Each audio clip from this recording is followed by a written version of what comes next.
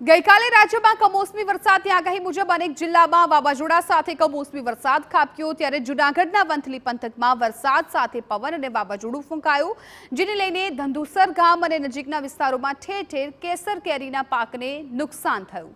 કેરીના પાક સાથે ઉનાળુ પાક મગ, અડદ, તલ જેવા અનેક પાકને નુકસાન થતા જગતના તાત લાચાર બન્યા। ગઈ રાત્રે જે ભારે પવન ફૂંકાણો એનાથી કેરીના પાકમાં મોટા પ્રમાણમાં ભારે માત્રામાં નુકસાન થયેલ છે। કેરીનો પાક આમ તો જોઈએ તો નિષ્ફળ જેવો જ હતો, પણ થોડા ઘણી જે પણ કેરી આંબામાં હતી ગઈ રાત્રિના પવન દરમિયાન નીચે ખરી ગયેલી છે। તો હવે આ અમારે સરકારશ્રીને એવી રજૂઆત છે કે આનું યોગ્ય વળતર ખેડૂતોને ચૂકવવામાં આવે।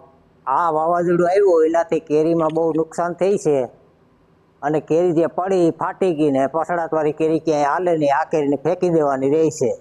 આ અથાણામાં નથી હાલે, કોઈ પકિયારામાં ન હાલે। આવા હરાજીમાં લઈ જાય દલાલે ત્યાં ઉતારવા દેતા નથી કે આ કેરી અહીં ન હાલે, એટલે આ કેરીને તો ફેંકી દેવાની ને આંબામાં જે કેરી આવી હતી એ હેઠે પડી ગઈ, આ પાક આખો નિષ્ફળ ગયો। ગત વર્ષની સરખામણીએ આ વર્ષે પહેલેથી જ કેરીનો પાકનું ઉત્પાદન ઓછું થયું હતું। ઉપરથી કમોસમી વરસાદને કારણે કેરીના પાકને નુકસાન થતાં ખેડૂતો ચિંતામાં મુકાયા। દર વર્ષે નુકસાનને લઈને ખેડૂતો સરકાર પાસે પાક નુકસાન માટે સહાય આપે તેવી માંગ કરી રહ્યા છે।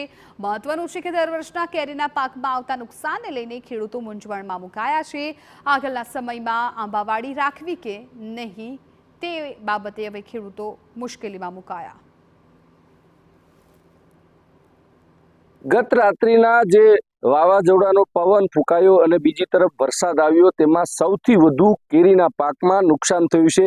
ખેડૂતોને પડ્યા ઉપર પાટું પડી તેવી સ્થિતિ નિર્માણ થઈ છે કે જે દર વર્ષની જેમ આ વર્ષે પણ જ્યારે પવન ફૂંકાતા કેરી છે એ નીચે ખરી ગઈ છે અને આ ખેડૂતોનું કહેવું છે કે આ કેરી કોઈ પાક ઉપર પણ ન આવે કે અથાણામાં પણ આમનો ઉપયોગ ન કરી શકાય। આ કેરી હવે બગડી જતા તેમને ફેંકી દેવાની જ રહેતી હોય છે। ત્યારે ખેડૂતોની પણ ખાસ કરીને માંગ છે કે હવે આંબાની ખેતી કરવી કે કેમ તે પણ એક સવાલ છે।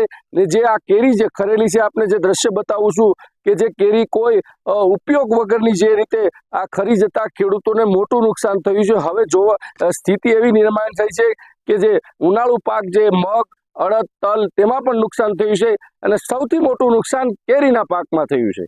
વિજયસિંહ પરમાર, TV9 જૂનાગઢ।